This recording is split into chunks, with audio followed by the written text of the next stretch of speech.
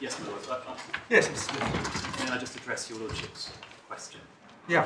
Which was, as I understand it, how does the third paragraph in the what we will do box work with or relate to the provision in the when you can claim box, which says that you can only claim the Buildmark choice certificates? And the issue arises in the context of the example which your Lordship gave in the course of arguments of a project where 60 dwellings have been completed, leaving, say, another 60 incomplete. Certificates are issued in respect of the first 60, and then the builder goes insolvent.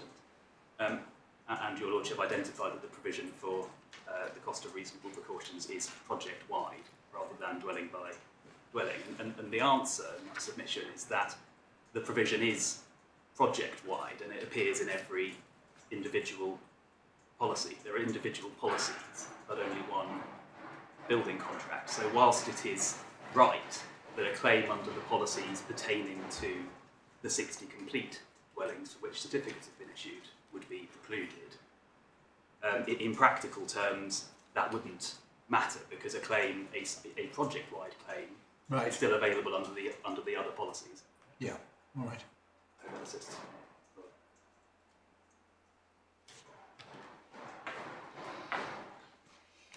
So it's yoking together two rather different things. One is individual dwellings and the other is project-wide. Yes. Yeah. Right. Yes, Mr. Casey. My Lord, I'll start, if I may, with ground one and the policy, because as your Lordship remarked this morning, all that really matters in this case is what the insured peril is, and I think it's important to focus on that. If we could look at page 134 in the core bundle behind tab 13A.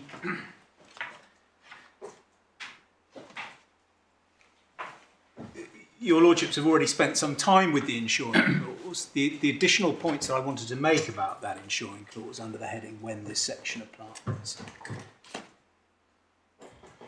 are that it starts with the financial consequence that the policy is designed to address. It says this section applies if you lose the amount paid to the contractor in accordance with the building contract or have to pay more to complete the building of the homes.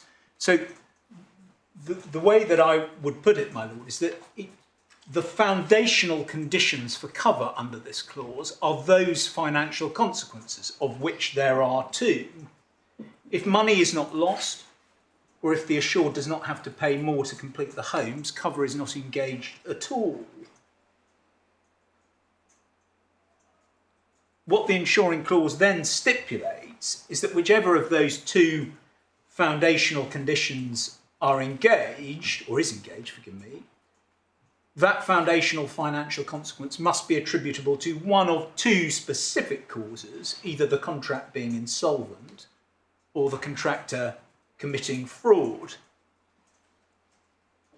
The inclusion of a specific type of loss or financial consequence in this insuring clause is not simply, as my learned friend would have it, to delineate the quantum of the indemnity.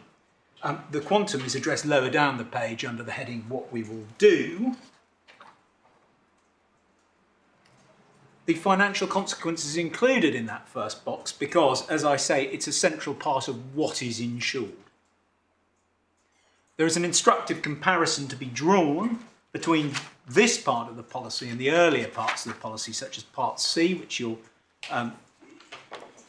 Lordships have already been taken to. But if we go to page 131, where the Part C home damage cover is set out, your Lordships see that in the corresponding insuring clause under that part of the contract, there is no reference to the loss that might be suffered or the consequence of there being any physical damage to the home as a consequence of a failure to follow the NHBC requirements. There's no similar language to the losing money or having to pay more that we see in option 1. The other point I wanted to make by reference to Part C as well, my Lord, is if you look down at the what we will do box, what he said is we will take responsibility for having the work done to put right the physical damage to the homes if the cost to us is above the excess. Alternatively, if we choose to, we will pay you what it would cost us to have the work done, less the excess amount applicable. And what I derive from that... Sorry, I lost you. Where forgive me. I'm on page 131. 131. 131. And then in the box, what we will do... Yes. And it's the alternative just above the second hole punch in my hard copy. If we choose to, we will pay you. Yeah. And as my learned friend said this morning, this contract is drafted in fairly, perhaps colloquial is the wrong word, but it's designed to be as clear as it possibly can be. And it uses words in an ordinary English sense rather than it's not full of legalistic turns of phrase. When it says pay, in my respectful submission, what it means is the payment of money, an act of one person transferring money to another. And that's, of course, significant in the context of option 1, because the foundational consequence that has to be in place for the cover is the having to pay more. So it's referring to the act of the assured, in this case the employer, having to pay more money, make a transfer to the new contractor that's in excess of the amounts of money that it would have had to pay under the old contract. And if one turns over the page in the bundle to 132, you've got Part D, cover from contaminated land. And again, when one looks at the when this section applies box right at the top of the page, again, there's no articulation of the financial consequence of the problem that is insured. So it's a very different species of cover than the option 1 cover, which does include that language, have to pay more.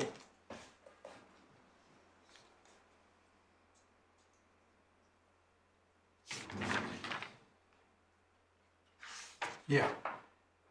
Contrary to the way in which my learned friend's case is advanced, it is not inevitable or almost inevitable that insolvency will lead to the losses identified in those 2 foundational limbs of the cover, such that the reference to those financial consequences is effectively unnecessary verbiage. Your Lordships have already looked at in some detail the definition of insolvency events at page 142.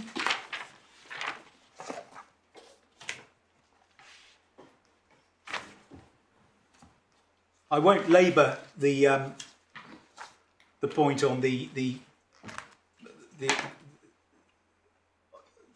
point on item A in that list of insolvent definitions. That is obviously not an event which in and of itself gives rise to an obligation to pay more. Indeed, it's not even apparent, as my Lord Justice, it's not even inevitable, as my Lord Justice Lewison remarked, that the contractor would be insolvent at the point of death. In fact, that's they're completely unconnected propositions. But the point that I did want to develop briefly is that not only does this list of insolvent events include the appointment of an administrator, which is the directly relevant one in our case, but it also includes at item E, the contractor has had an administrative receiver or a receiver or manager appointed over any or all of their property, assets or undertakings. And it does not follow either from the appointment of an administrator under item D, or still less, I would say, the appointment of an administrative receiver over items of property in item E, that the assured will have to pay more to complete the homes. Those events may be completely neutral. Indeed, it is possible to posit a case in which an administrator is appointed and the work is completed for the same amount of money as was in the contract. So it's not inevitable at all that losses will be suffered as a consequence of these events.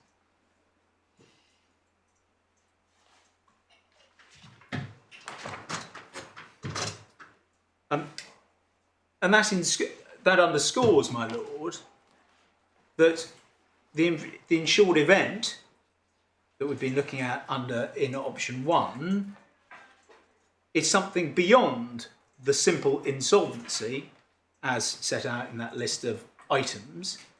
It refers, as I've said, to an act on the part of the insured, the act of payment, and that payment needs to be a necessity. You have to pay more. So the cover is only invoked, the cover is only engaged when the insured has to pay more as a consequence of one of the causes listed in the insuring clause, the fraud or the insolvency.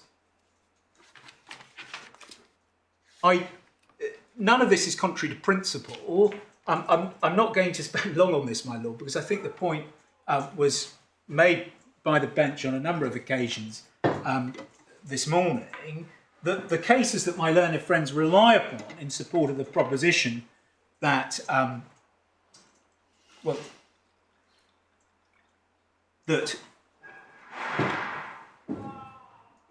various cases that my learned friends have relied upon in support of the proposition that the cause of action accrues when the insured event occurs are all the cases they've listed in their skeleton arguments, such as the Fanti, Kelly and Norwich Union, Callaghan and Dominion, Griffiths and Liberty, are all property damage cases. They don't tell you that they don't deal with or address the situation that we have here, where there is an express provision in the insuring clause which defines the financial consequences. So you wouldn't dispute the general principle? No, not at all. That once the insured event occurs, the cause of action arises? Yeah, precisely, Mark. Exactly so.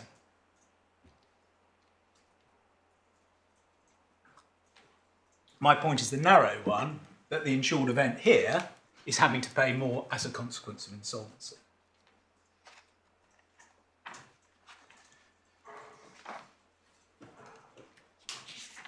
The only point I'd make by reference to those various authorities in support of that, in support of my argument, is that there are a number of occasions in the authorities where it's expressly stated that if the policy goes out of its way to say that a particular financial consequence has to have occurred in order for the policy to respond, then there's no objection to that. Thus, in Griffiths, my learned friend didn't take you to paragraph 19 of the judgment in that case, but it's remarked that the policy wording doesn't include the word incurred. The insured.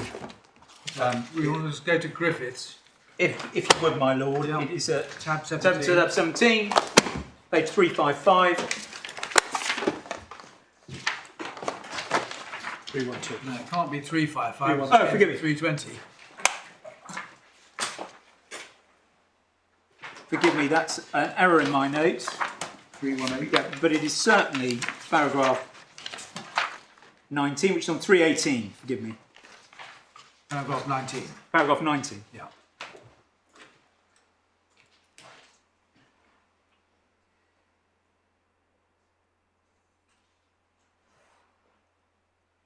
So I only draw your lordship's attention to this because this is the point of distinction from our case.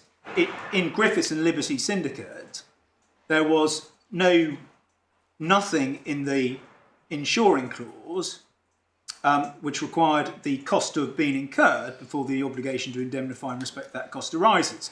And that was an observation that one could equally make about Manchester Party. Because in that case, as my Lord Justice Coulson will know better than me, it was observed that the construction that required the cost to have been incurred before the policy would respond would require the interpolation of the word incurred before the word cost, before the insured event could be said to be dependent upon the incurring of the cost. And my simple point, which I probably laboured too much, my lord, is that in this case, the words have to pay more are adequate to achieve that end, such that it's not until you've had to pay more that the insured event occurs.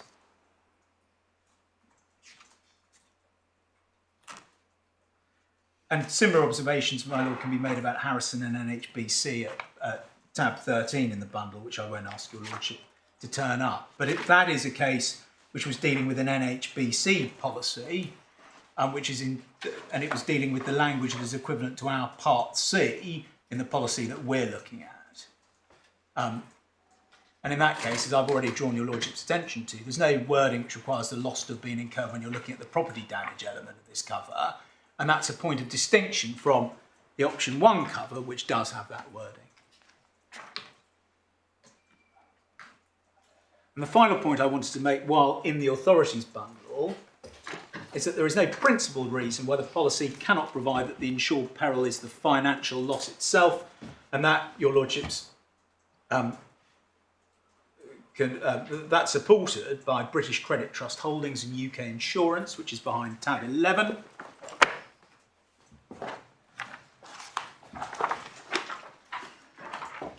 That's the Mr. Justice Morrison one. That's correct, my lord. Yeah. Yeah. And this was about losses suffered on cars leased out under hire purchase agreements. The insuring clause is at paragraph 7 on page 162, and there was a mechanism pursuant to which the loss suffered on any particular vehicle was to be calculated. I'm sure my learned friend would wish me to point it out to you, and I do in any event, that clause paragraph 9 rehearses clause 5 of the policy, which deals with the issue of limitation.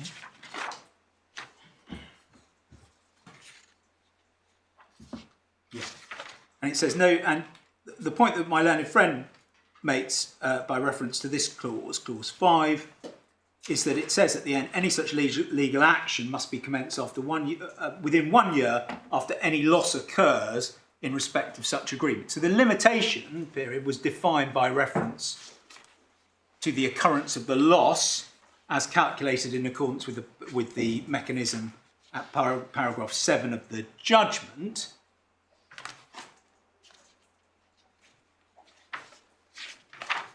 And then at paragraph 24 to 25,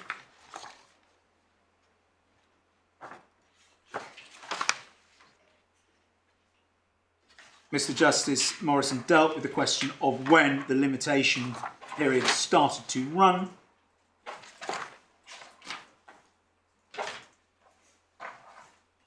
And he rejected the argument at the beginning of paragraph 25 that time started to run on the date of termination of the underlying hire purchase agreement and not later.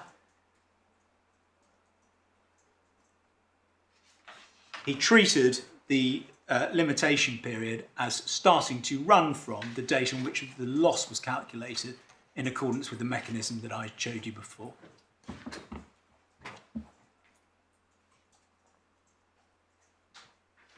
And in my respectful submission, notwithstanding, I appreciate the distinction that in this case, in British Credit, there's an express statement that the contractual limitation period is initiated by the calculation of the loss. That's in the contract, but and that's not quite the position in our case where we're looking at a statutory limitation period.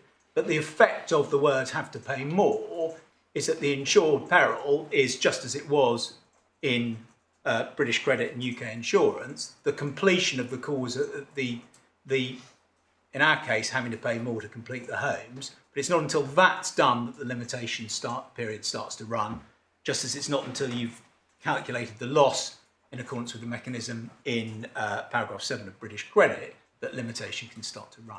Because it's an insurance against the financial consequence. If we could go back to the policy wording, there are a few other elements of the policy that I'd be grateful to pick up.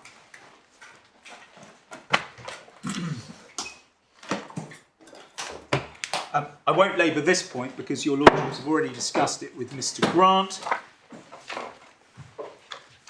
But if we're back on page 134, and when you can claim, the second box,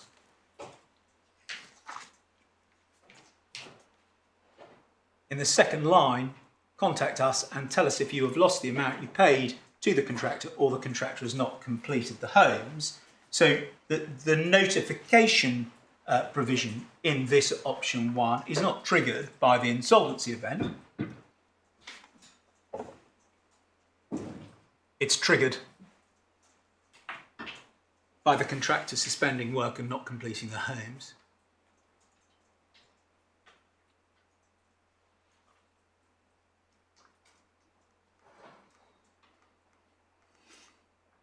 And that is consistent, in my respectful submission, with this being cover that is designed to respond in circumstances where there is an additional cash flow requirement on the part of the assured caused by the fraud or insolvency of the contractor.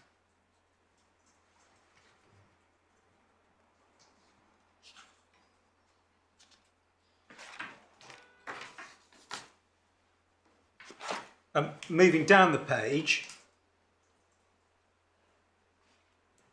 and looking again at a provision that you've already discussed with Mr. Grant, and we will pay you the reasonable extra cost above the contract price, including professional fees.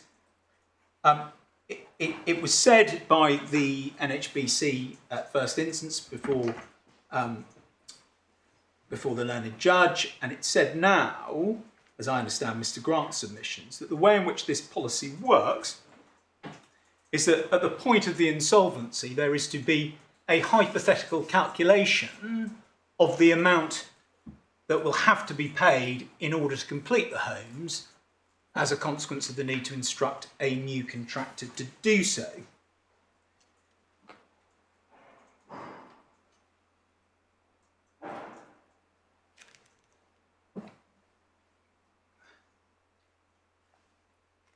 That treats the insured event again as the insolvency and suggests there is one payment to be made right at the outset, right at the point of the insolvency. You then know precisely what it is the insurer ought to be paying out by reference to that hypothetical exercise. There's a provision in the policy which seems to be inconsistent with that, which I'd be grateful to draw your Lordship's attention to. If your Lordships turn to page 137 in the bundle, and the limits to how much we will pay, it's right in the middle of the page, the financial limits are in a box, and your Lordships see that option 1 says that the most we will pay for all claims under option 1 is 10% of the original contract price. We will deal with all claims in the order they are made. When the overall limit is reached, we will not pay further claims. I suggest that that limit, that expression of how claims are to be dealt with, is inconsistent with my learned friend's statement that, well, what you do at the point of insolvency is work out the lump sum that is payable in respect of the additional costs that will be incurred to complete the project. It's much more consistent with my client's interpretation of this contract, which is, as I've already said, that this is cash flow insurance, effectively, to provide a pot that the employer can draw upon in order to complete the homes if it's going to be more expensive than it originally envisaged.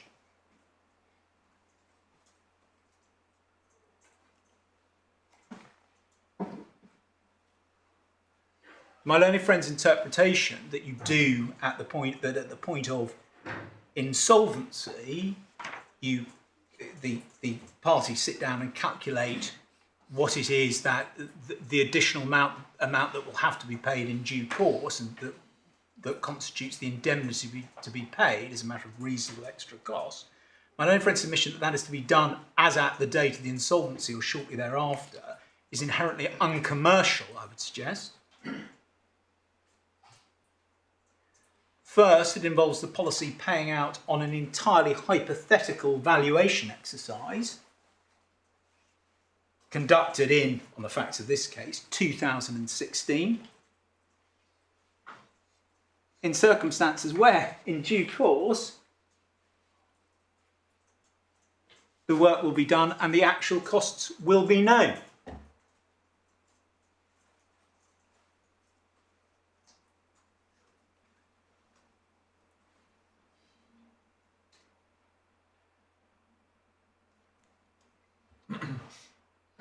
The second point that renders my learned friend's construction uncommercial is that on his case, the NHBC was in fact under an obligation to pay an indemnity immediately on the insolvency of the contractor when the cash might not be required for years.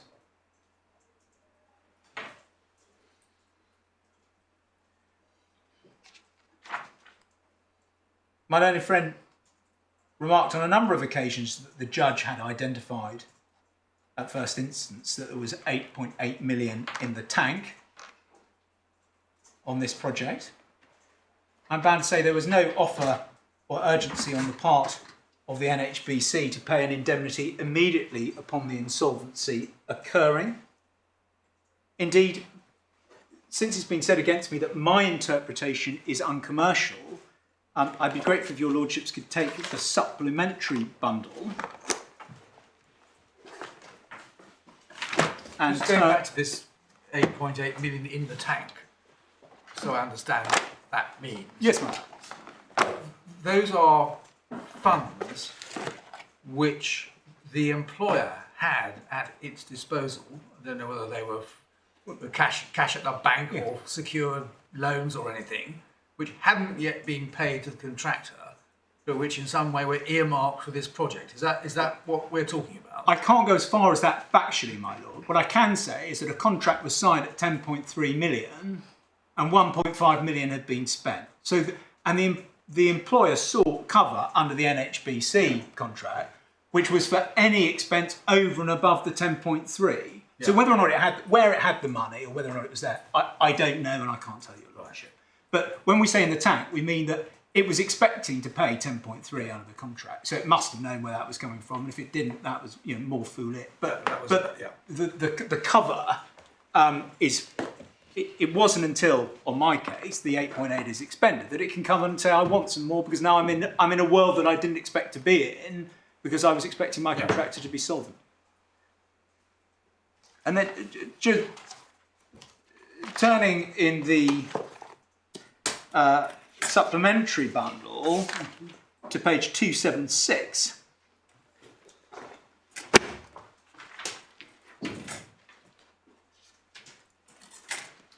Your Lordship see there on an email on the 15th of January 2021, an email from Matthew Collins of the NHBC on the subject of this claim, long before this limitation point's been taken, but long before on my learned friend's case the limitation period had expired. He says, with respect, in the second paragraph of his email, he says, with respect to the position on the overall claim in general, as per our comments against the final paragraph in the letter, without the final costs for the works, we are unable to accurately establish and ascertain the true value of any claim.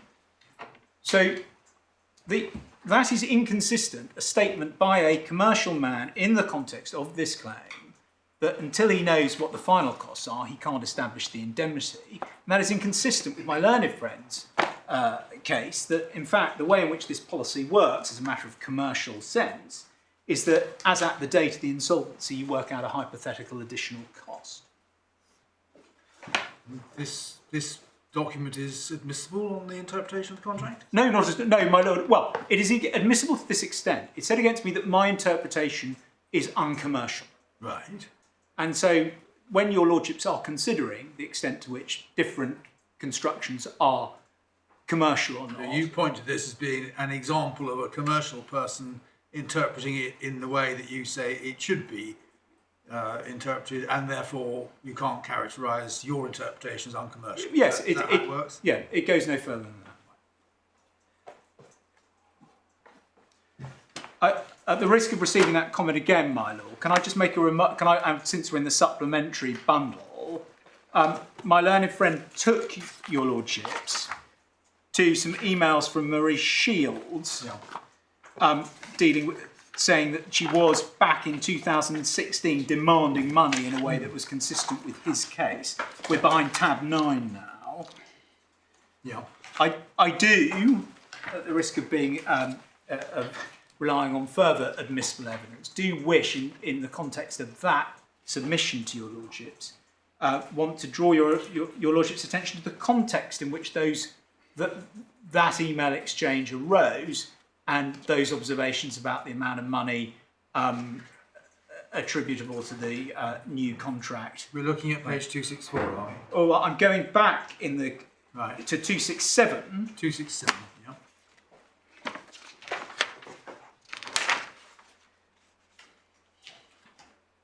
Just to set that email on 264 into context. On 267, what your lordship sees is the beginning of the beginning of this email exchange, in which what Marie Shields is doing is recounting what's happened, saying that they've got a construction management consultant in the form of Stack London Limited, providing a little overview at the bottom of 267 of the work and the where it had got to, and the fact that Vantage had gone into administration. And over the page, to progress the works, we'll be continuing this project as a construction management scheme with Stack managing the site and process for Catalyst. They are not a contractor. Catalyst will be entering into a contract directly with each of the trade subcontractors. And then she sets out a series of questions that were raised at a meeting that's been had to discuss what the implications of all this are. And she says then in the final bullet point, Catalyst intend to claim via the insolvency cover for additional costs in relation to the first registered units. And she says what she will want NHBC to continue to cover. If your lordships then turn forward in this exchange and forward in time to the 22nd of December, Graham Sibley of the NHBC on page 265 says in the second paragraph of his email to Marie Shields, we'd like to set up a meeting with you and the team who will be managing the contract early in January. David Kirkwood would attend along with a senior representative from our claim teams to discuss the circumstances of your potential claim for contractor insolvency and from our technical and inspection teams. And it's in that context that Ms Shields sends the email that Mr Grant drew your lordship's attention to at pages 264 and 265, in which he sets some details out of the costs associated with the Stack management contract. But it's clear at this stage from this correspondence that no one on the ground is talking about this as an actual claim, it's a potential claim, and that what Ms Shields is seeking to do is just clarify that the NHBC will continue to cover the project, notwithstanding the difference in the arrangements between the old Vantage contract, which was a traditional contract for the construction of the unit, and this construction management contract, which they're proposing to enter into with Stack.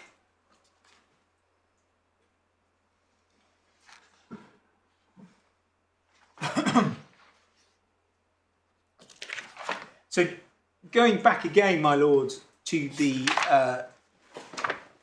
wording of the contract, the words, we will pay you the reasonable extra cost above the contract price, including professional fees, on page 134. In my respectful submission, the judge was absolutely right to say that is not saying that you conduct an objective analysis on the date of the insolvency of the contractor in order to identify what the reasonable extra costs are. What it's saying is that we'll look at the extra costs, we'll cover the extra costs that you incur when you have to pay more to complete the homes, but you'll only be entitled to cover the reasonable extra costs. So it's a provision designed to deal with moral hazard.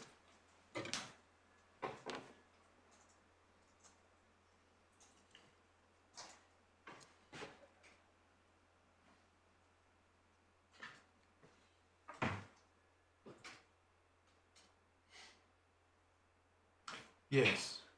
What are for work necessary to complete the homes? Let me just look at that for a minute. I mean, that could mean for work which would be necessary to complete the home, or it could, I suppose, mean work which was necessary to complete the home. Does that help either way? Well, my lord, in my respectful submission, that falls to be read against the backdrop of the insuring clause, which says the section applies if you have to pay more. Once you have to pay more, so you have an obligation to pay more, that sentence in the what we will do box applies to defines the extent of the indemnity. So you've had to pay more, and the question is, was so the you read for work necessary to complete the home as meaning for work which has been necessary to complete the home, whereas I suppose you would say that Mr. Grant's interpretation is work which would be necessary to complete the home, which ex hypothesi hasn't been completed. yes, although I think I would move a bit towards Mr. Grant, Right. to the extent that I would say, when you have to pay more, if, for example, you enter into one of the contracts with one of the trades that is going to be more expensive than the contract that was envisaged by the Vantage contract. Why?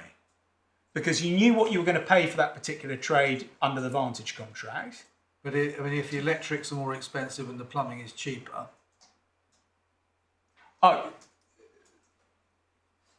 well, it depends how you conduct the analysis. Certainly, yes, but if you do it all together, if you look at the pot in the round, there will come a point at which looking at your contract management system, that next week, next month, you have a legal obligation to make a payment to a contractor or to Stark or to someone else that is necessary to complete the homes, which takes you over the 8.8 million that was in the. so on your interpretation, have to pay imports some kind of legal obligation, does it? So, because of the way in which, because of the language used, it certainly imports that. Yes, my lord. It may be that that there is a non-legal obligation, but you have to pay the money to get the homes completed. But mainly, yes, in the context of the construction management contract that was signed with Stark, it's a question when you fall under a legal obligation to pay the money, because, as I've already said, it's all about cash flow.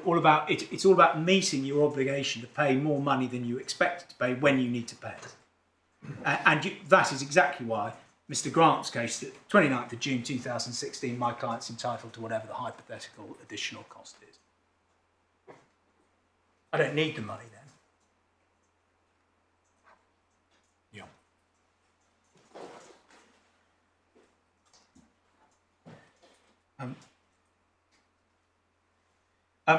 Just to deal briefly, while we're on the topic of commerciality, with Mr. Grant's point made by reference to Manchikilapati, that my interpretation of the contract deprives the employer of funds and falls foul of my Lord Justice Coulson's proposition in Manchikilapati that it can't be right that an insurance contract doesn't have to pay out because an impecunious claimant doesn't have the money to do the work. The position in, I'm sure I keep pronouncing it wrong, but the position in Manchikilapati was that there were 26 leaseholders who were part of a much bigger group of owners of properties in a block of flats. The work that had to be done affected the whole of the block of flats, and there was a real risk that if those 26 leaseholders who were insured didn't recover, couldn't get the insurer to fix the defects in the block of flats, they and the other leaseholders wouldn't be able to come up with the finance in order to do the work, and that was what prompted my lord's observations about the fact that it would be unusual if the impecuniosity of the leaseholders prevented the policy from responding. The situation here is completely different, my lords, because you're talking here about an employer on a large contract developing 175 residential units, of which there are 88 that are covered by this policy. The work that is to be done is work under a construction contract, which will ordinarily be paid in arrears, so there's no need to fund the work up front. And secondly, if the NHBC is as supportive as Mr. Grant seeks to suggest that it is in his other submissions about the way it would behave in the context of claims on other hypothetical situations, one might expect that had the NHBC been told what the employer's cash flow requirements would be prospectively, it would stand ready to pay the indemnity in short order. If it didn't do that, the employer would be able to secure finance, in my respectful submission, at a commercial rate against the expectation that it will recover under the policy. But the idea that an employer building 175 units would not be able to raise the finance to complete the units if it had the benefit of an insurance policy from the NHBC is not one that holds water, in my respectful submission.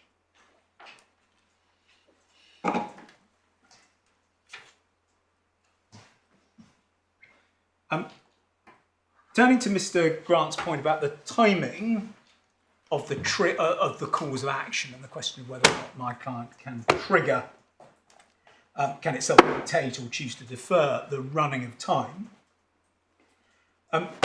My lords, this is a commercial project. It is to be expected, and indeed the whole tenor of the insurance arrangement is that if there is an insolvency, my client is to be put quickly in a position whereby if it needs to pay more to complete the homes, it is able to do that because it has the cover from the NHBC. The expectation of the policy is that work will continue, and my client does not in any realistic sense have control over the time at which the cause of action accrues. It is to be expected that it will just conduct the management of this project in accordance with its commercial imperatives. It wants to get the whole thing done so that it can make whatever profit it expects to make out of the contract. Out of the units, forgive me. I've misspoken.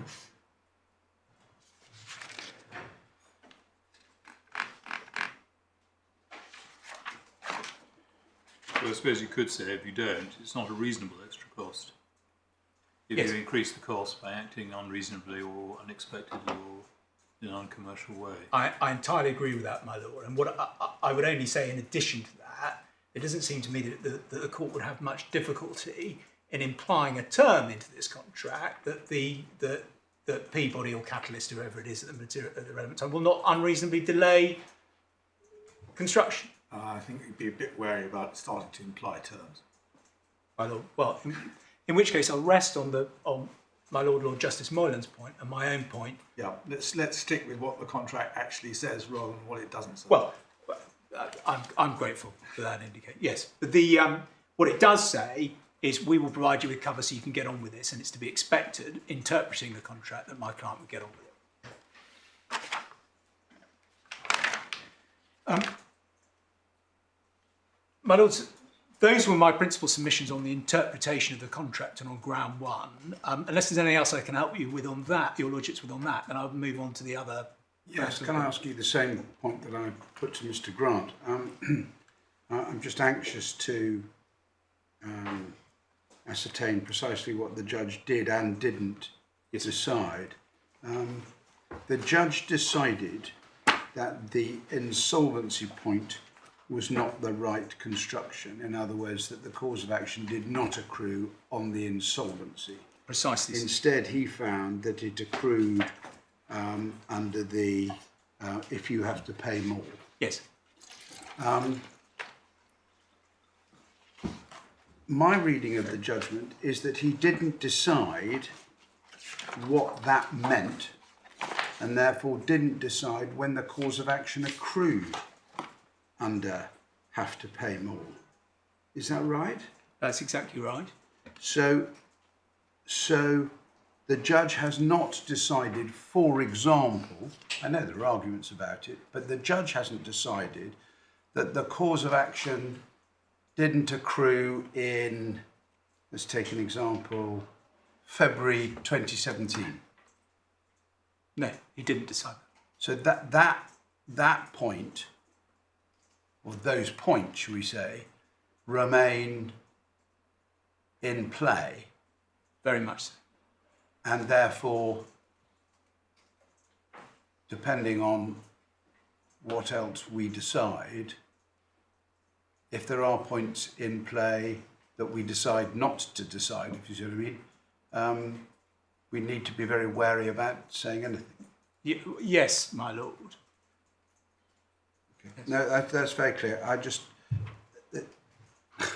it's just on the, I know it's linked to the procedure, but it's also linked to the questions we have to decide. No, I understand that, my lord. I mean, just on your lordship's question as to what was decided at the hearing and what the judge left over to the trial, it may be helpful to look at paragraph 13 of his judgment dismissing the application for permission to appeal,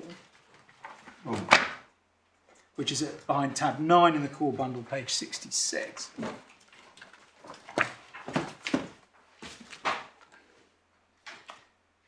And in paragraph 13, his lordship was dealing with the submission that wasn't pursued with any vigour this morning, that he should have adjourned the hearing of his own motion because of the inadequacy of the time estimate.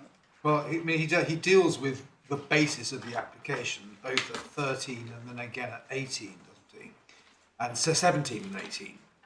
And he says more than once that the application was brought on the sole ground of the insolvency point. Yeah, yes, he does. Forgive me, my lord. I was, in paragraph 13, the question that my Lord Justice Coulson sort of arose in the context of the permission to appeal application, and he said, "I've not resolved these issues, but merely deferred them until trial." No, I see. I thought that might be a helpful repository of that. Okay, that answers my question. Thank you very much.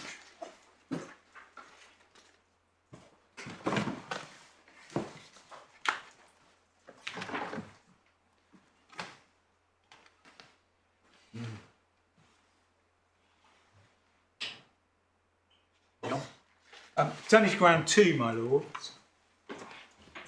This was burden of proof. Yes. Yeah. Well, presumably you accept the burden is on you. The question is when you've got to prove it. Exactly so.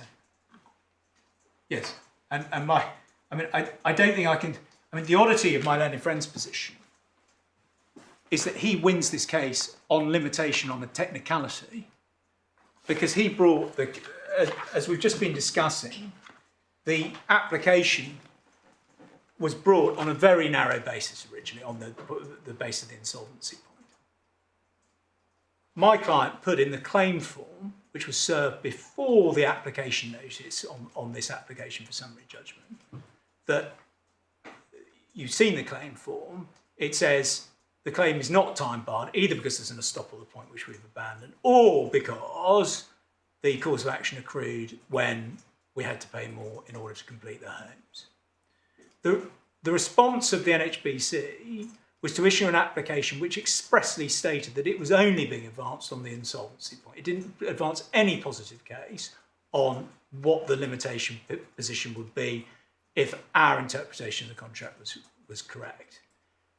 Having done that, my clients, when the application came in, my client said, no, the insolvency point is wrong, and we rehearsed the point on when you have to pay more and how one might calculate that on a purely interim basis, just to indicate that we weren't just making trouble and trying to see that it wasn't a purely, that it wasn't just an academic point of distinction as to when the cause of action accrued, that there was a real argument to be had about when the cause of action accrued.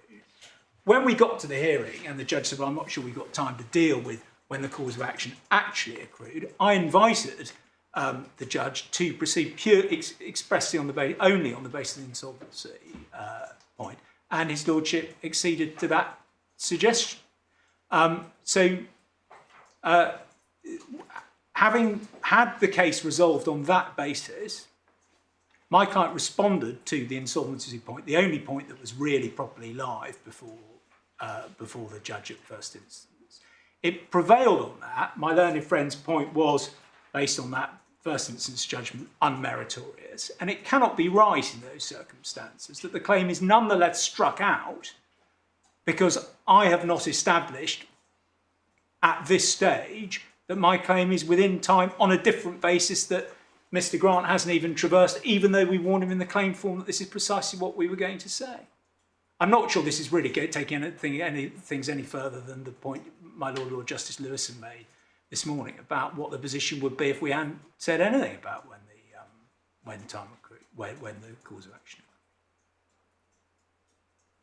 So my learned friend is seeking to prevail on this case in circumstances where it may well be that I have a good point on limitation. In fact, I say I do have a very good point on limitation.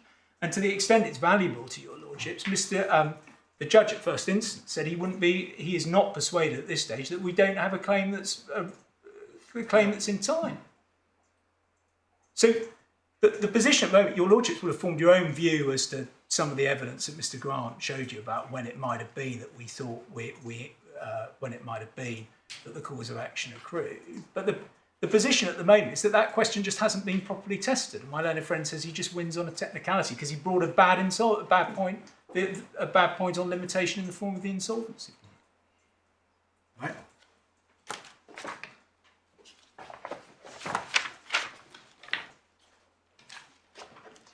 I don't know if this will assist your lordships, but none of the cases that my learned friends have included in the authorities bundle for the purposes of this ground of appeal deal directly with support the proposition that they're making, which is that once limitations in issue, there's a sort of obligation on the part of the claimant to prove for all purposes, for all time at an interlocutory stage, that the claim is not time barred. The cases that are relied on, like Gold Trail and Mac Hotels, are all cases in which people are seeking to resist or to keep a claim alive by reference to either Section 14A of the Limitation Act or Section 32(1) of the Limitation Act, where there's a factual question as to what people knew when about a particular cause of action.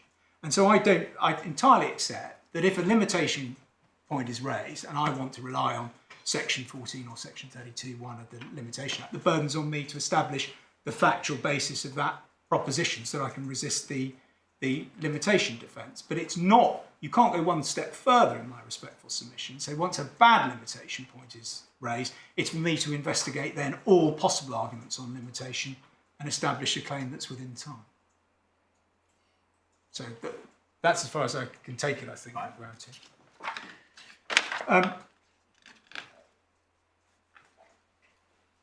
Ground 3 is the attempt to invite your lordships to make at this stage a factual decision on the extent to which it was inevitable that one would have to pay more, my client would have to pay more as at the date of insolvency in order to complete the homes.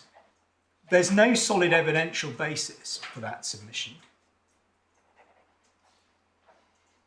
This morning, Mr. Grant took you to the project cost plan in the STAT contract at 25,644,211.28. I won't take your lordships back to that. And he compared it to the sum in the Vantage contract, which was lower at 23.8 million. And he pointed to the fact that under the STAT management contract, STAT was entitled to be paid a construction management fee of 1.4 million. And he said 1.04 million, forgive me. And he said that effectively the upshot of all this is obvious from the moment that the STAT contract is in play that we're going to have to pay more. As I say, there's no solid evidential basis for this. There were a number of submissions that I made to the judge at first instance about those numbers.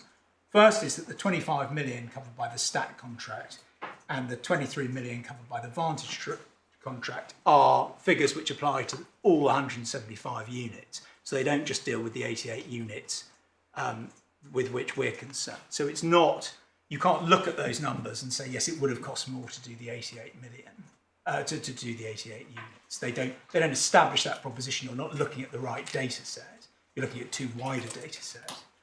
The second point is that the project cost plan in the STAT management contract is an estimate of the likely costs, and there's a mechanism within the STAT construction management contract to try and bring it down. So it's not what we have to pay, it's the best estimate as at that date as to what the whole project might cost. Well, I think there are different questions which are raised. Mr. Grant's argument, as I understood it, was directed to the interpretation of the policy. Yes. And on his interpretation of the policy, it is inevitable that once the contractor becomes insolvent, as defined, the employer will have to pay more. There is a different question, which is whether on particular facts, if this particular contractor becomes insolvent as defined, this particular employer will have to pay more.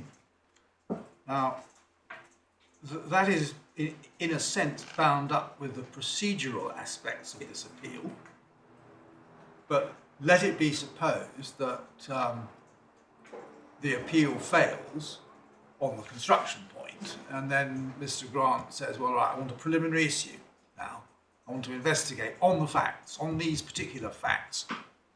Was it inevitable that Peabody would have to pay more? That would be open to him, wouldn't it, on the facts? Yes. Yeah, at trial or at some properly constituted application before, as the judge said. So this question, as it were, bleeds into the procedural questions. Yes, but all I'm seeking in circumstance where ground 3 is articulated as a request to your lordships to reach some kind of factual decision based on the materials that are before your lordships.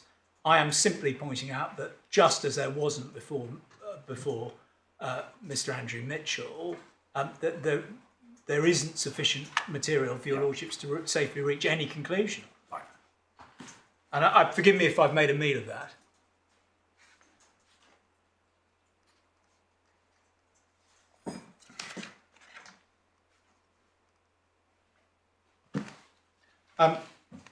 On ground 4, I don't think that's really properly pressed. It shouldn't really. No. The judge has, in effect, adjourned consideration of the alternative case to the trial. So everything, as we've already discussed, everything is up for grabs at trial, save for the insolvency. Finally, my lords, site security costs. Ground 5 and the issue about when the cause of action for the site security costs arises. That only arises if, and obviously, if NHBC loses on ground 1. If NHBC wins on ground 1, then the position is that the cause of action for the entire claim under option 1 accrued on the date of insolvency advantage, and that will include these site security costs. But the hypothesis on ground 5 is that a claim for costs caused by insolvency of the contractor accrues ordinarily some point after the insolvency, because you've rejected on this hypothesis the insolvency point. But, say my learned friends, the claim for site security costs nonetheless accrues on the date of the insolvency. And that's said in terms in their skeleton at paragraph 55, subparagraph 3 on page 353 of the core bundle. And they say that because the cause of action is unitary, that means the entire claim is time barred, notwithstanding your lordship's decision on ground 1 and the insolvency. There are two answers to this, my lords, and I think your lordships have already articulated them in the course of Mr. Smith's submissions. But the first is that these costs of precautions are just parts of the costs recoverable under the policy, under option 1 of the policy at large, and you add them to the list of cumulative costs that you look at in order to determine whether or not the policy responds at all and what the quantum of the indemnity is. Is that right?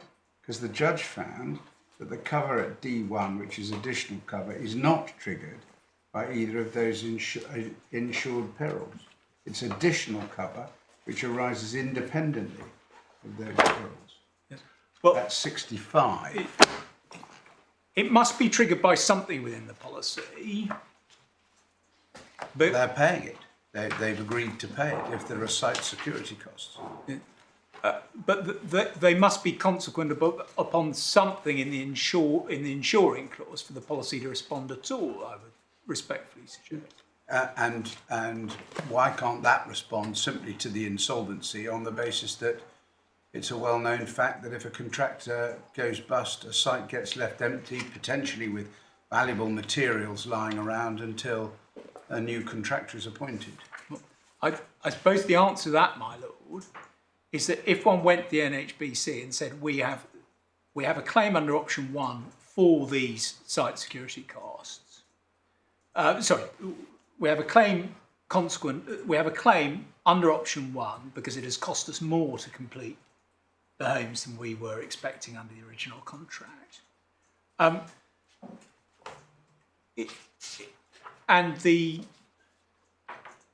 It actually transpired over time that the new contractor did the work more cheaply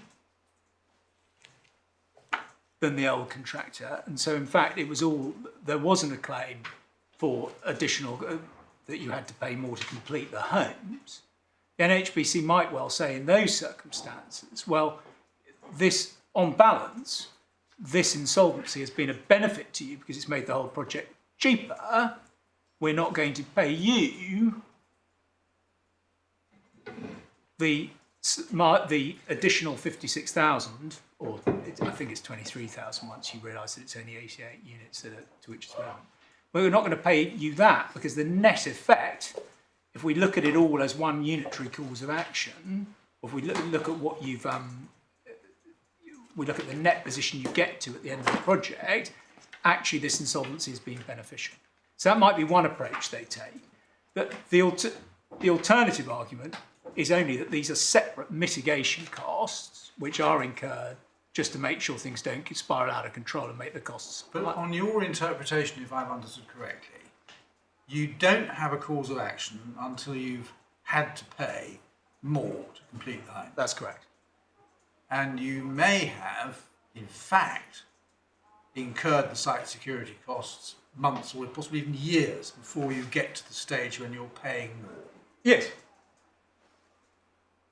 So is your position then that once you have got to the position where you have had to pay more, those site security costs are simply swept up into the overall claim, and that you are not entitled to claim the costs pending the point at which you have to pay more? That's my primary.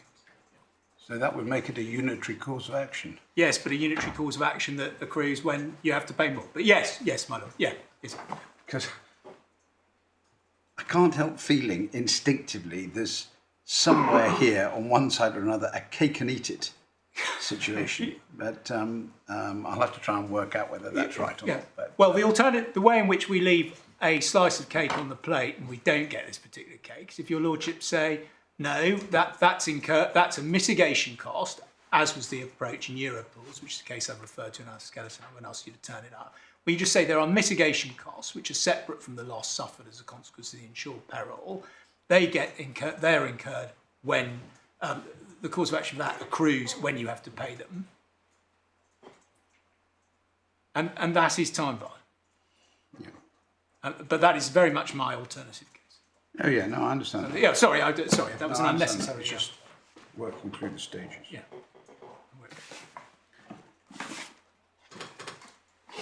My lords, unless there's anything else I can Made very speedy progress. I have one question. Yes. I have one question, and I apologise in advance because I'm going back to something we've looked at on a number of times before, but I just wanted to get your take on page 134. When you can claim, you can only claim under this section up to the date of the Buildmark choice certificate. Yes. I have seen that I think your learned junior pleads that as clarificatory. Yes. And I was very anxious to know that which it was clarifying. It's clarifying the division between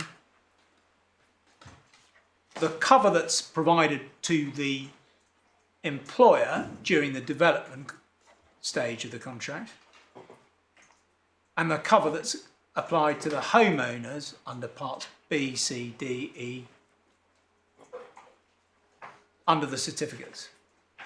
It's making clear that the homeowners don't have any claim under the option 1 cover, which is purely a matter between my client and the NHBC during the currency of the development project. So you say it's when the curtain comes down on the position involving the employer and the curtain comes up on Mr. and Mrs. Smith. Yes, that's it. It's as simple as that. Yeah. Thank you very much. Thank you very much. Yes, Mr. Grant, do you wish to reply? My Lords, I wish to, first of all, say some words about the way this case came before the judge and the way it now comes before this court. The application that was brought by NHBC via its application notice in January 2024 was an application to strike out or for summary judgment because the claim was statute barred. The evidence that was put in by Ms. Alabi in her first witness statement set out facts. It is not usual or proper for witness statements to set out legal arguments. So the application that was made was an application to strike out on the grounds that the claim was statute barred. The response that came back via Mr. London was a response which I made no complaint about whatsoever, but was a response which said, no, this claim is not statute barred, and the reason it's not statute barred is because the proper analysis of the policy is that the cause of action only accrues at the moment that you have, or I say you, the claimant, the insured, has paid £1 more than the sums that would otherwise have been paid to the original and now ex hypothesi insolvent contractor. Now, he elaborated that point evidentially in various exotic and elaborate ways, but that was, as I hope I demonstrated to the court this morning, the fundamental proposition that underlay Mr. London's evidence. In response to that evidence, Ms. Alabi put in a second witness statement, which I wish to very briefly show your lordships, which is in the supplemental bundle, and it is at tab 9. And that witness statement engages with various things said by Mr. London. It refers to the stack contract. It refers to the email of the 7th of December, 14.2, and it refers to the notification on the 3rd of August, 14.3, and it also refers to the email of the 12th of February, of the 10th of February, which I've already shown you, again at paragraph 14.2. And Miss Alabi allowed herself, perhaps going beyond the strict ambit of what evidence is permitted in a court, by saying at paragraph 16 the words that your lordship can read, making it clear that it was, so far as necessary to say it, prior to skeleton arguments, the case of NHBC, that the cause of action accrued in this case on the date of the insolvency, not simpliciter because of the insolvency, although that is a case that I maintained before Mr. Mitchell and maintained before your lordship, but also because at that moment, in this particular case, the claimant had to pay on an objective measure, had to pay more, and that was a case which was not invented by my client, the defendant. It was a case which flowed inexorably from the pleading of the claimant's own claim. And if I may remind this court, by taking them back to the core bundle and tab 10 and the particulars of claim, and in particular paragraph 52 at page 87 of the external pagination, a paragraph that my learned friend has not shown you, but which I propose to show you a second time, In the event, Catalyst has had to pay more to complete the units because Vantage became insolvent. It is the claimant's case that because of the insolvency, it had to pay more. And for my learned friend to say that we are seeking to win this appeal on a technicality is, with the greatest respect, entirely wrong and entirely unfair. There has now been argued out before your lordships, by reference to copious authority, by reference to all the evidence that was placed before the court, and by reference to the other documents placed before the court and the pleadings, there has been argued out the question, which is flatly before this court, as it was flatly before Mr. Mitchell, as to when, on the proper interpretation of this policy, the cause of action accrued. And that is a question that arises and can be and falls to be and should be answered entirely independently of your lordship having to make any findings of fact. And I've noted that my learned friend did not seek, for instance, to say to your lordships, you couldn't decide this question because there was some vital question of fact that had not, for whatever reason, been addressed by the parties below and which required to be addressed at some later trial. And those are, if I may repeat myself, there are three options available to your lordship in deciding when this cause of action accrued as a matter of construction of this policy and by reference to for the purposes of this appeal, admitted facts in the particulars of claim and Mr. London's evidence. And those are, to repeat, option one, was it the mere fact of the insolvency? Option two, was it the fact of the insolvency coupled by the fact that on the claimant's own case, it had to thereby pay more? Whether it knew it or not on the 29th of June is entirely irrelevant, as I hope I've demonstrated to your lordships by reference to the authorities. Or is it option three? Option three being the plea elaborated by my learned friends in their reply at paragraph 7. And your lordship should, with respect, and must, grasp that nettle. If it's option three, then I lose this appeal. But your lordships must decide whether it's option one, option two, and option three. And the fact that Mr. Mitchell decided, for want of time, which your lordships have in spades, for want of time... I think we might disagree with that. And, I didn't mean in a glib way. Not in terms of hearing, I understand the point. I didn't mean You've had longer than 2 hours. For want of time, even though the question was flatly placed before him by the submissions, and when I say by the submissions, I mean by both parties' submissions, because I'm sure maybe your lordships have not cast any eye over the skeleton arguments that were before the court below, but my learned friends were totally candid and clear. If I invite your lordships to go to tab 13 of the supplemental bundle, which is my learned friend's skeleton argument at the hearing below, they say the following at paragraph 41, page 344.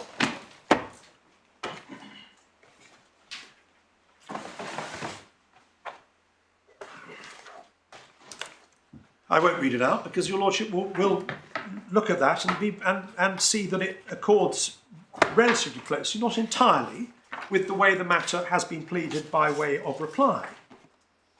So there was, the claimant's position was not, the only point you're entitled to take is the insolvency point. We say that's wrong, but we're going to say literally nothing about when this cause of action, our cause of action, accrued. No, they put in evidence about it and they elaborated an argument about it, and there it is in black and white, paragraph 40. Well, aren't you overlooking paragraph 40? Well, it said it need not do so, but here is our case. Yeah. And my lords, the case is now before your lordships. My learned friend has said explicitly today, in overt submissions and in answer to questions posed to him. No, I understand the point, but the position they were taking below is in paras 39 and 40.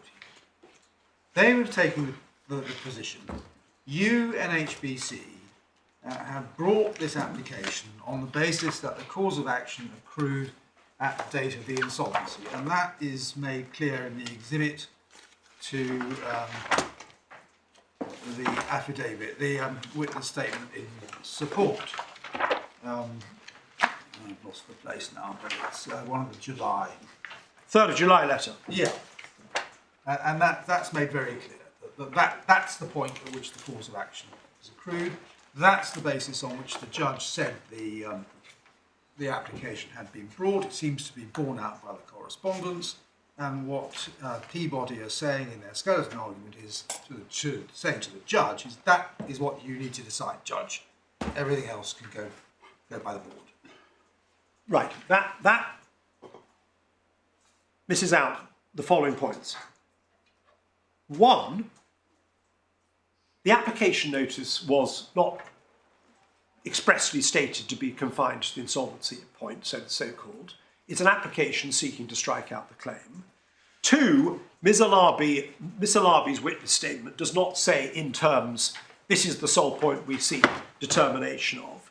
Three, Ms. Alabi also exhibits a letter sent on the 3rd of October by NHBC, which if you go to page 155 of the supplemental bundle... Can you go first to her statement, to paragraph 16, which is on page 27?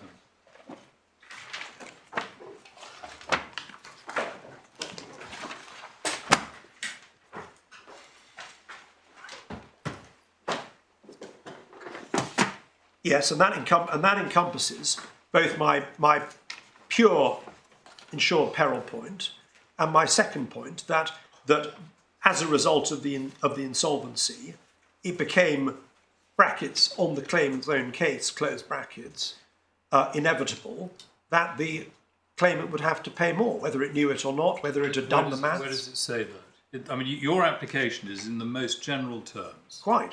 It gives no indications. So the other party, to identify what is being argued, has to go to this statement, which is not the most helpful way of doing it. And you look at paragraph 16, and it says, as does the letter of July, 3rd of July, which is referred to, it is the insolvency which triggers the accrual of the cause of action. Simplicity. Not because on an objective analysis there would be, so there's nothing more. How is a reader of this supposed to understand there's anything more? Well, Mr. London plainly did understand there's something more, because he didn't just simply say, I'm not going to put any evidence because there's no need to. We just say it's a point of law, the insured peril is not the insolvency. He puts in 16 pages or whatever it was of detailed evidence explaining when the cause of action accrued. Now, the critical point is that it is no part of my application at first instance and no part of my appeal to say, well, Mr. London can't be right about that point or right about this point. I invite the court, for the purpose of the appeal, to agree to accept everything said by Mr. London in his witness statement. But the critical point about Mr. London's witness statement is it articulated a case as to the circumstances or rather the proper construction of the policy as to when the cause of action accrued. Now, if I may just draw the court's attention to Ms. Alabi also, to one further letter, Ms. Alabi also exhibited a letter on the 3rd of October that she'd written, page 155 of the supplemental bundle, which cited Griffiths and Liberty, and indeed also cited my Lord's judgment in Mancallapty. That's page 155, penultimate paragraph, where it was clearly being stated by my client at that stage that the trigger for liability or for the cause of action was not the incurring of costs. But then Ms. Alabi put in her second witness statement, which I've already shown the court, and I advanced submissions before the judge to the effect that the cause of action either accrued on the date of insolvency simpliciter or the same date, but by reason of the fact that as a result of the insolvency on the claimant's case, it was inevitable that it would have to pay more. After all, that is precisely what it had pleaded. The question of when the cause of action accrued was flatly before the court. It is flatly before this court your lordship should decide whether clause 7, I'm so sorry, paragraph 7 of the reply, not as a matter of strict fact as to when a particular amount was paid or not paid, but the premise of paragraph 7 is founded on a point of construction. And my learned friend has articulated that point of construction before your lordship. He has said, in the clearest terms, this policy only responds, the cause of action only accrues at the moment when £1 more is paid by the claimant than it would otherwise have had to pay to the previous, now insolvent contractor. That's either right or it's wrong. I have respectfully advanced before this court a set of reasons as to why it's wrong. A judge at the trial is not going to be in a better position to decide that point of construction. Your lordships should decide it. Now, and if I'm wrong, then I will fold my tent and slip away, to use a phrase that has been known to be used in the courts, perhaps not in this court. My lord, that leads me to making some submissions, if I may, and I'm not going to just use up the time because my learned friend has been commendably briefer than myself. That leads me to making, by way of reply, some submissions on the three alternatives that I say present themselves to this court. The first alternative, or the first option, is the insolvency point in its purest form. And my lords, we say that our primary case is that it was the moment of insolvency. Yes, you've probably got that. Sorry, did you want to say something? No. Oh, sorry, I thought I had my learned friend wanted to interrupt. Sorry, we should entitled to if you wanted to. And my learned friend said that couldn't be right. My lord, could I just recall to your lordships the Northern Irish case, which your lordships have been shown by my learned junior, which is Ban Caraig, which is at tab 19. And in particular, the passage that is quoted by Mr. Justice Horner in that case at page 345 of the external pagination, which is a statement from Halsbury's Laws of England, para 14 of the judgment, where, and I respectfully suggest that Halsbury's Laws of England here is correct in its statement of the law. Going 5 lines down, for the purpose of determining a date at which a cause of action accrued, there is in general a distinction to be drawn between the policies of liability insurance on the one hand and all other policies. Of course, we're not a liability insurance policy here. Cause of action under a liability policy does not accrue until the liability is established by judgment, arbitration or settlement. However, in respect of other types of insurance, in the absence of policy terms affecting the matter, the limitation period begins to run as soon as the insured event occurs, even though no claim has been made. This is because an insurance contract is to be construed as insurance against the incurrence of an insured event, and the occurrence of that event is treated as equivalent to a breach of contract by the insurer. I thought we established that was common ground. Right at the beginning of this appeal. The only question is, what is the insured event? My lord, the point that flows from that is that in this case, Ban Caraig, as in, for instance, Kelly, the loss being sought to be indemnified by way of action by the claimant insured in that case had not arisen at the date of the policy of the insured event. But that didn't preclude the judge there from deciding that the claim had arisen at the moment of the insured event, regardless of whether or not the loss had been sustained. And I won't go to Kelly, but we cite it in our skeleton argument. And your lordships may recall that in Kelly, the question was there that a particular water leak had occurred prior to the inception of the policy. Loss and damage had only manifested after the inception of the policy, and the question was whether the claim had been insured or not. And the decision of the Court of Appeal was that the event was the leak. The fact that that date gave rise to no loss was neither here nor there. And it's in that context that we cite the words in our skeleton argument of Lord Justice Bingham. Now, therefore it follows that if the insolvency event occurs in this case, but it turns out that there is no necessity to pay more, for instance, because a cheaper insurer, a cheaper contractor is available to be located, that does not mean that a breach of contract has not occurred, but a breach of contract giving rise to nominal damages. And your lordship may recall that one of the statements made by Sir Peter Webster in the Callahan case was that the strange outcome of the law as it had been settled was that there were breaches of contract by insurers every day of the week. In fact, hundreds of breaches of contract by insurers every day of the week, where they had done literally nothing wrong and where they could not know that they were in breach of contract. But that is the tenor of the law, as stated definitively, I would respectfully say, in the sense that it is a decision that has been cited copiously ever since in Callahan and Dominion Insurance.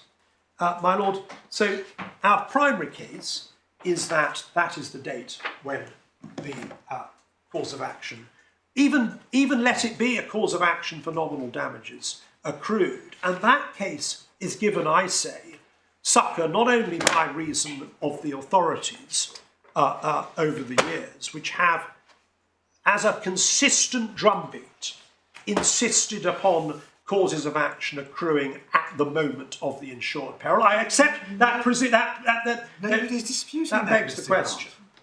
But it also is given succour by the fact that here, under the, my learned friend made some submissions on this, under the provision when you can claim, it does not say you can claim when you have incurred further expenditure of any sort at all, and it certainly doesn't say you can only claim when you have incurred expenditure in addition to the amount you would otherwise have had to expend on the contractor that has gone insolvent. It says, as your lordships will recall, you can claim when the works have not been completed. And my lords, we say that is a very powerful indicator of the proper interpretation of this policy. But if I am wrong on that, then I fall back on my secondary position, which I say there is literally no answer to, because it is common ground. And my learned friend's attempts to evade the secondary case are to impose and foist upon me arguments and contentions that have never been articulated by me.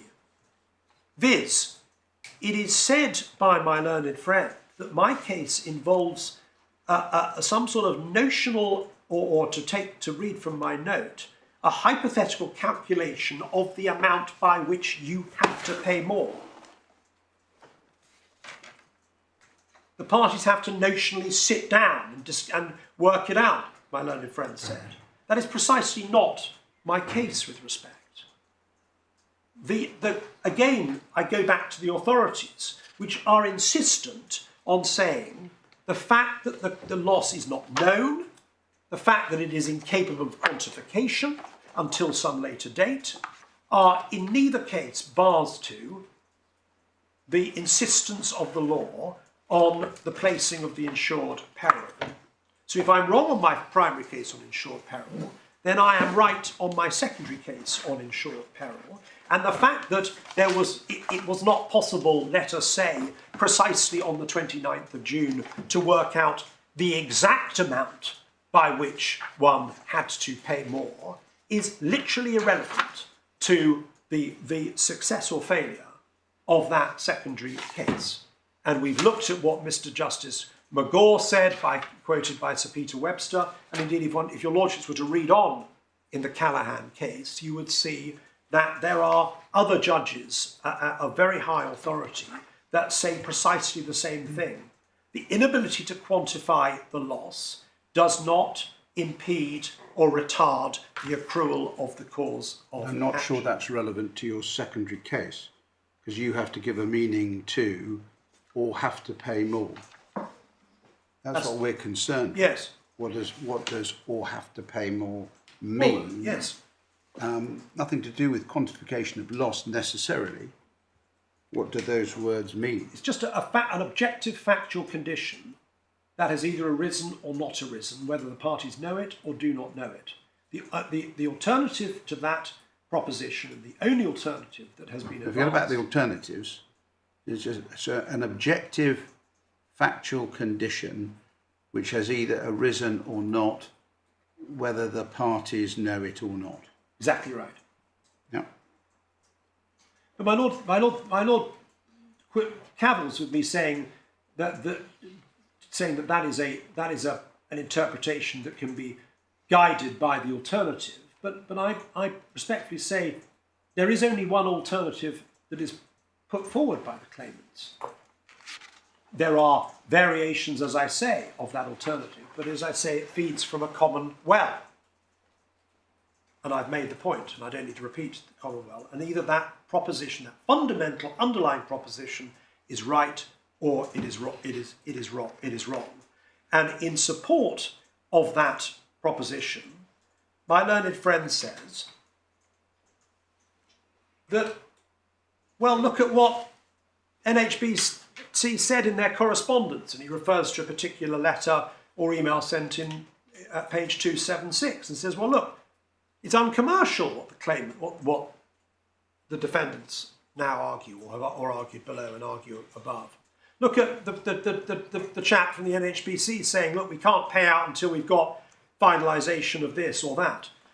There is nothing inconsistent with proposition 1, the cause of action accrues in the way that I've elaborated, and proposition 2, that the quantification of the claim requires detailed analysis between the parties and in practice no doubt will require a good deal of communications. They are two entirely consistent statements. I can see their point. If there's a fire, there's a fire, but now you need to know how much it's going to cost to put right the damage, and that takes some time. Quite. But my learned friend suggests that the fact that NHBC were writing letters and saying, well, you've got to provide this information or that information, is indicating somehow that it is uncommercial for me to cleave to an interpretation of the policy, which does no more than follow in the footsteps of judges of high authority over many years, if not decades, if not centuries. And my lord, the next proposition that he makes, and I'm not going to reply to every single proposition, you'll be delighted to hear, is that as regards the timing of the cause of action, and this is my Henthorne point, it is that on my learned friend's case, the claimant is the master of the accrual. My learned friend doesn't dispute that, as far as I can see. He accepts that if he's right, it means that the court will have to decide that he is indeed master of the accrual of his own cause of action and can defer it as he likes. His answer was this: the expectation of the policy is that the work will continue. Now, I don't know what that means, the expectation of the policy. There's no obligation on the part of the claimant to carry on the work. None at all. This appears to be simply a submission based on the facts of this case and the particular circumstances of this employer, who, having built out part of this development, was keen to continue building it out. That may very well be, but one tests questions not by reference to the particular facts of this particular employee and its own desiderata in 2016 and 2017. One tests propositions by reference to extreme examples, or not even extreme examples, just other examples. And it is a fact that if my learned friend is right, then the employer, a hypothetical employer, under this policy, can, if it so chooses, simply mothball the project. And with respect, my Lord Justice Moylan's intervention, no doubt simply testing the proposition, is if turned from a question into a proposition of law, incorrect. As I sought to demonstrate to the court, and my learned friend didn't show your lordship back to the relevant provision within the policy, the one argument deployed in writing by my learned friend to meet this submission is just factually and legally incorrect. It does not provide an answer to the broad point made by back in the 1820s and then back in the 2010s by the Master of the Rolls, that it will require pretty clear language because it runs contrary to the expectations of both the law and commercial parties, that a cause of action can essentially be put in aspic until the claimant wishes to remove it from that aspic. Exactly the same objection may be made to my learned friend's attempts to meet the point of Lord Justice Coulson's judgment at paragraph 95 in Manchicalapti.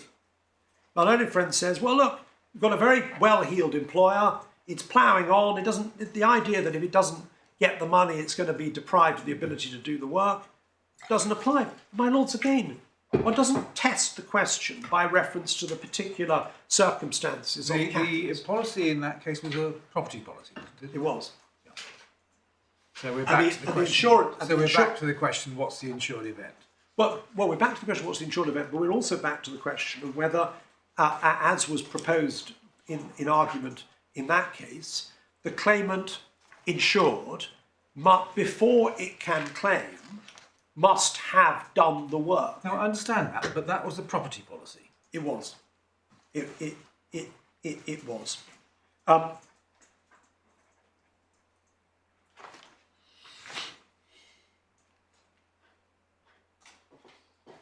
My lords, I'm just parsing through my notes. I think unless I can assist you any further, those are the. And my learned friend Mr. Smith is going to reply on Yes, Mr. Smith. On ground 5. Sorry, I didn't. Yes, my lord. So on ground 5, well, my learned friend's primary case on ground 5 was that there is a single cause of action arising under option 1, but he sought to escape from the conclusion that the claim is therefore time barred as a whole by saying that you can't recover site security costs under option 1 unless it turns out in due course that the insured also has to pay more than the building contract price. That was his answer, and I have 2 points in relation to that. First point is that is not what the policy says. It's very explicit on this point. Could we look at, if your lordships can bear it, could we go to page 134 again?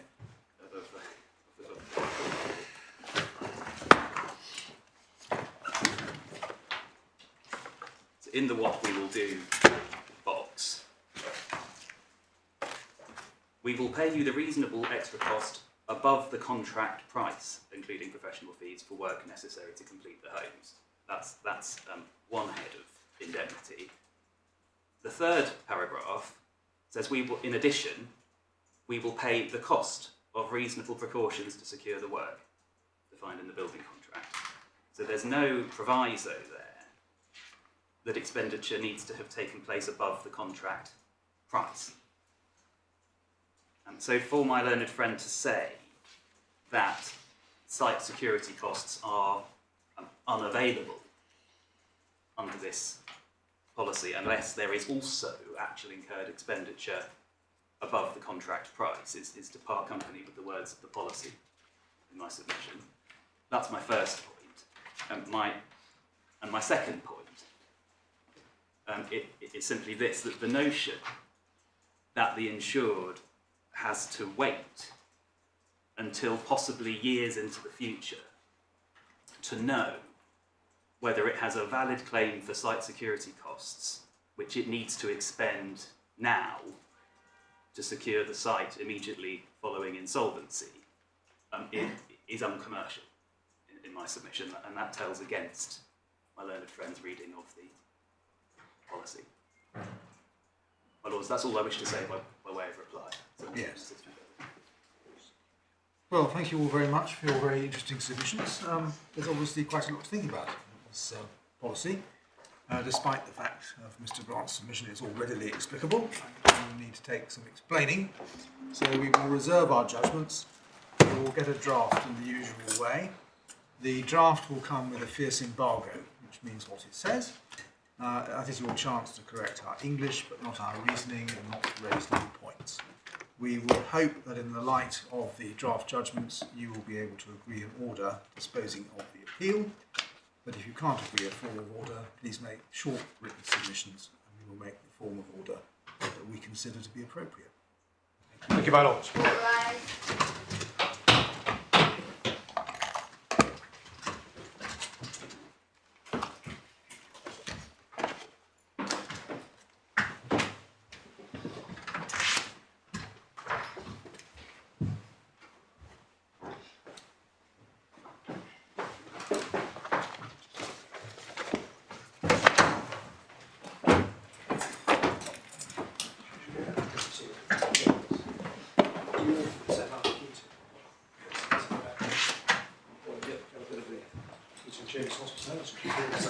Legend.